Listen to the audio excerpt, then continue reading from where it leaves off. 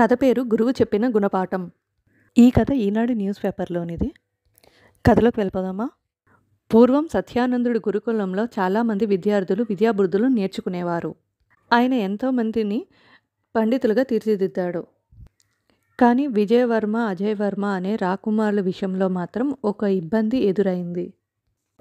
వారిద్దరూ ఏదైనా విద్యను నేర్చుకోవడం ప్రారంభించిన 1-2 రోజుల్లోనే గురువుగారు, మాకు ఈ విద్య అబ్బడం లేదు, మరొకటి నేర్పండి అని అనేవాళ్ళు. సత్యానందుడు వారిలో ఎలా అయినా మార్పు తేవాలి అని అనుకున్నాడు. ఒకరోజు ఇద్దరిని పిలిచి ఆశ్రమంలో మొక్కలు నాటడానికి గుంతలు తవ్వే పనిని అప్పగించాడు. వాళ్ళు కాస్త తవ్వగానే, ఇక్కడ మట్టి బాగోలేదు, అదిగో ఇక్కడ తవ్వండి అని మరో చోటు చూపించాడు. వారు గురువుగారు చెప్పిన చోటు తవ్వడం ప్రారంభించగానే తిరిగి మరో చోటు తవ్వమని ఆయన చెప్పాడు.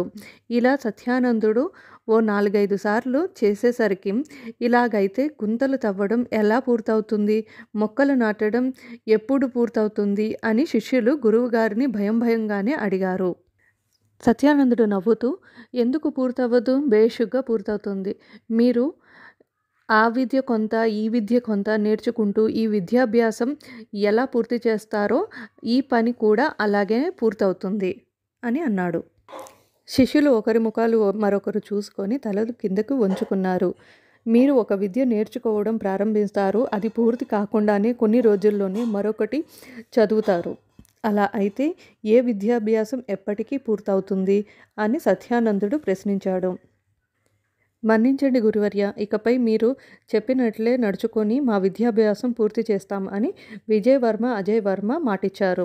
అప్పటి నుండి వారు మధ్యలోనే దేన్ని వదిలిపెట్టకుండా సంపూర్ణంగా విద్యలు నేర్చుకున్నారు. సత్యానందుడికి ప్రియ శిష్యులుగా మారారు.